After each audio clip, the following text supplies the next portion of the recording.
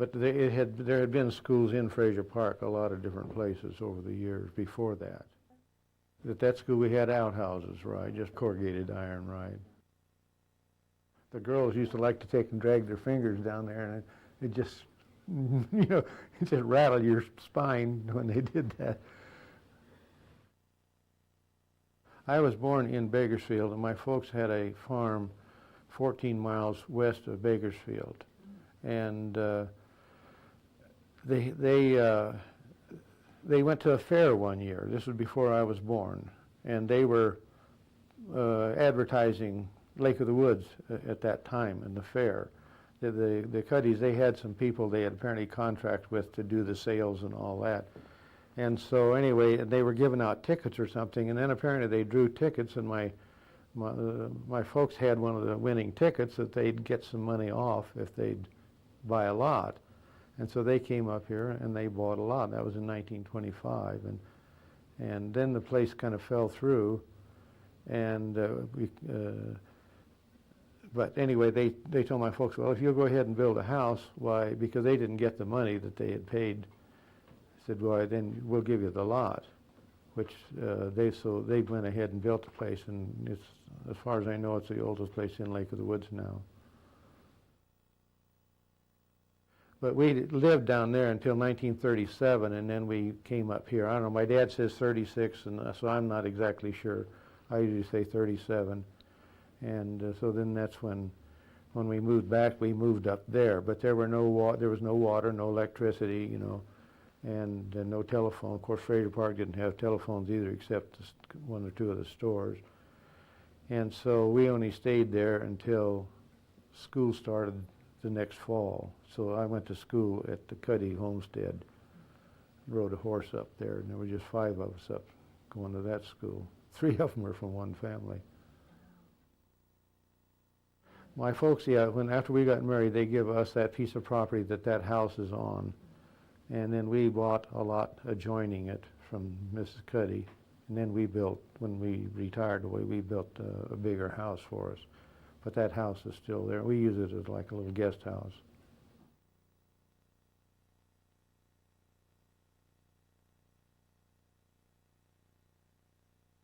We spent a lot of time over here in the park because there was like the community building now, we called it the clubhouse. That's what it was always known as. In fact, there was a landmark legal decision made as a result of the clubhouse there. And anyway, there were playground equipment there, and it was real good playground equipment. So kids would often gravitate over there, and we just hike around and went swimming in the lake. And they had a swimming pool here, just a couple hundred feet from where we're at right here, over here close to that little red barn. And then when I got old enough, why, there was a couple of trappers that were very good to me. I enjoyed the outdoors, and they would take me with them. And so I learned to trap from them, and so I trapped quite a bit, and I would be gone, you know, after school I'd have to go out and tend to my traps because it was during school time. Because during World War II, they used coyote pelts for aviator jackets. And I was told by one of the trappers that I think it was wolf, coyote, and wolverine did not frost up at high altitude from your breath, you know, it wouldn't condense around. And so there was a good market for coyote during World War II. But I caught fox, and I sold them too, and occasionally a wildcat. And as soon as school was out, I'd take off, because the law was you had to visit your traps at least once every, I think it was 48 hours, but I always felt sorry for the animals, even though people maybe wouldn't believe that. But I did feel sorry for them, and I didn't want them to be there any longer than they had to. So I tried to visit every trap every 24 hours. I really thought I was a great trapper. The first trap I set, I caught a fox, and the second day, or it was a wildcat, I don't remember which, but the first day I caught an animal, and the second day I caught an animal, and I didn't catch anything for over a year after that. I was just lucky.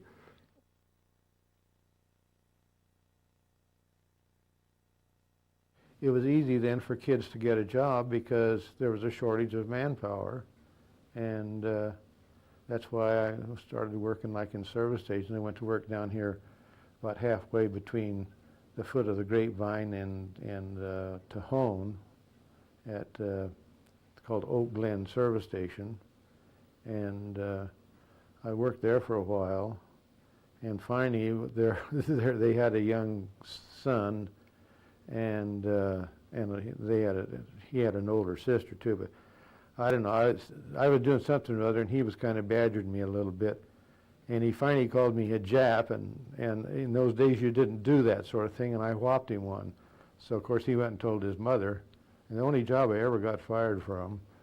And so when her husband came home, why he had to bring me home. He had to can me and bring me home, and I got home about lunchtime, and before I finished lunch, there was a blue Ford drove up in the yard, and that's when the lady that had the Texaco station down at Gorman, she heard that I was available, so she was up there. So I went. She drove me to work and back home that day, and then later I had to find my.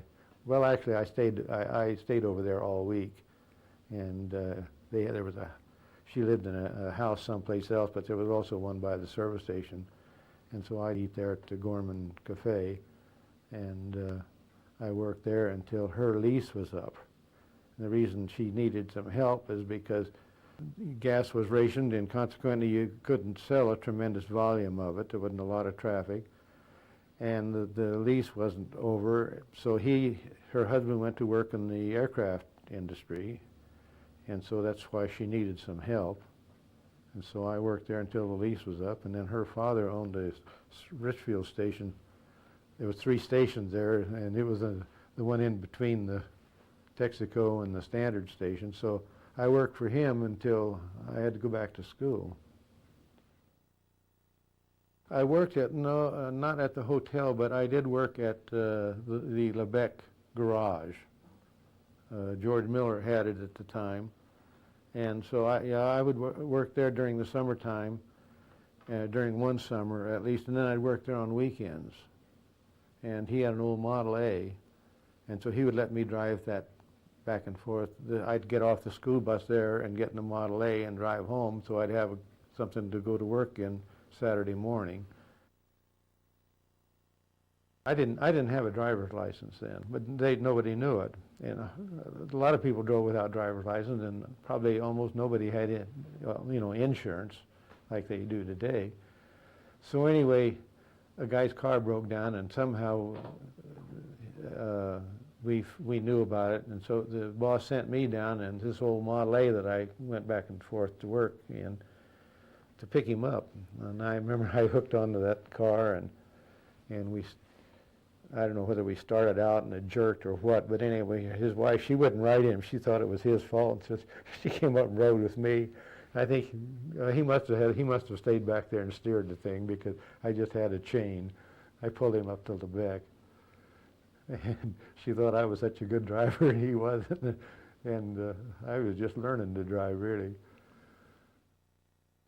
I put fuel pumps on, and they thought I knew what I was doing, and I thought so too. And but at the Lebec garage, they were a garage full time, so I did get some mechanical experience there from that. And they were always real nice guys. I always remember one of them there. I was back there cutting something or other with a hacksaw, and of course, as a beginner does, you just take short strokes on. And finally, one of the guys came around and he said, we have to pay just as much for each end of that hacksaw as we do the middle. And so I learned to take good full strokes with a hacksaw after that. And one time I was cleaning up some stuff, parts of the car, probably a valve cover or something.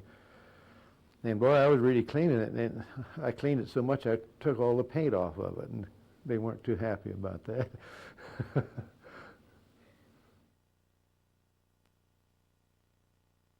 When it gets snow, it did really get bogged down. We had a snow in probably about 43, 44, and it really got deep, deepest snow I know of around here.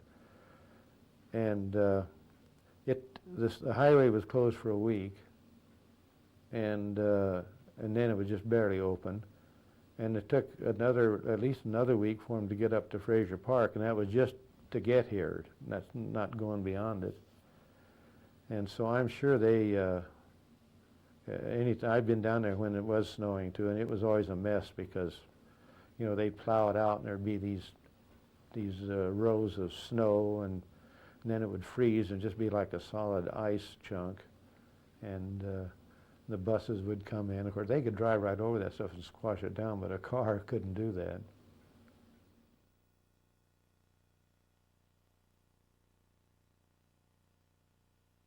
Well, my brother was in the Navy, so of course I naturally thought a lot of the Navy because he's 7 years older than I, and then not only that, he was an officer by the time I joined. So anyway, I wanted to go during the war. All the kids wanted to go in, but I wasn't really old enough. And not too many months after the war was over, why I was old enough, and so then I did join and went in. And that was the last of my service station work. That was I was sent to Guam, and I was on actually the admiral's barge, who was the commander of the Central Pacific, and he was also governor of Guam. He had taken Nimitz's place, and so I was on his boat. But it was also a crash boat, so we served as crash boat duty and also entertaining, when he wanted to take visitors out or something like that. On Guam, there were Japanese that were held up in the hills.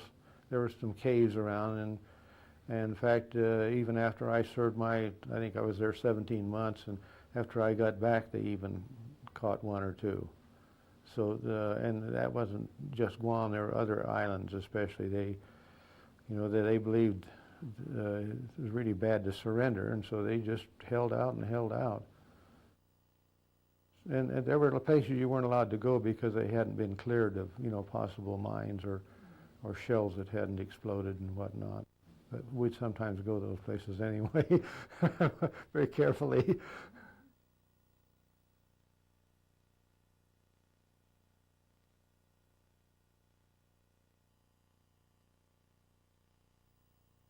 We always thought the hotel was, kind of a fancy place. They did have gambling almost all the time. It's like slot machines there in the coffee shop.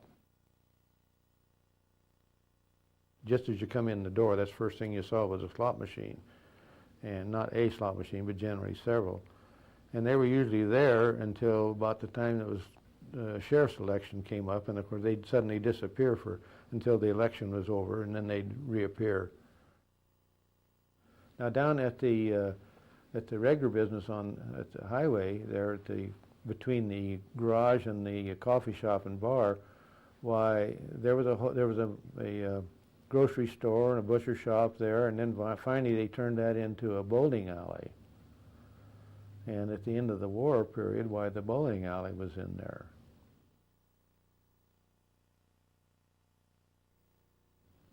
And I'll never forget one day I was outside and some kid came up.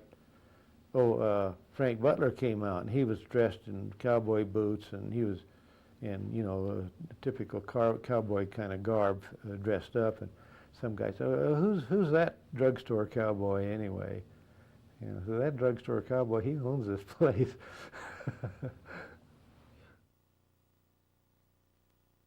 We were all very impressed because that was during the time when he was writing all these roads, or at least some of the road stories, and he was a friendly guy. I mean, not overly friendly at all, but my dad had done some work for him up at his house, and so they were well acquainted, and of course he knew who I was, and naturally I knew who he was, because he had cattle, and he also, I think he grew turkeys. In fact, I know they grew turkeys for a while, because he had a fellow that run the ranch for him, and he sent a message or was telling somebody something was killing his turkeys would get in there, and he thought it was a coyote. He wanted me to come up and catch it, so I went up and looked around, and I finally caught it. It wasn't a coyote, it was a wildcat. I knew Burke pretty good because we put, my dad took a job, and as I worked with him, and we were working for Burke, and I know when it come payday, because he didn't contract, we were just working by the hour, and when it come time on Friday for payday, why, Burke was often very hard to find, and but we would eventually find him. There was a doctor there for a long time. He occupied space there. That was Dr. Price. He was the main doctor around there. There had been others, but he was the one during mainly those years. And they had lived over by Quail Lake, where the old Edison houses were. I think they lived in one of those Edison houses. And then they moved here to Fraser Park. And they lived where what they call the hen house, or a lot of people call it, and they lived in that house for quite a while. But then he would go away and come back, and go away and come back, and so I don't know. I guess there was usually some doctor around in between, but at times, but I don't remember. He was the main one during most of that period. Well, lots of the kids would go down and bowl and just sit there and watch, because most of them didn't have hardly any money. And but I never did go to any of the dances because I never did dance. I did remember one time go to a dance, but since I was not a dancer, I didn't stay very long. But yeah, they had dances there. I think probably maybe every weekend. I don't know. Well, that was a real nice thing. The Florifondium was. It never got very much traffic because it didn't get erected until I think right about the time the war broke out, and it was open some of the time and not some of the time, but it was real nice. Best collection I think probably to this day of California flora and fauna. But the 1952 earthquake, I guess, did it some damage, but it was a real nice display. It's too bad it couldn't have lasted just like it was.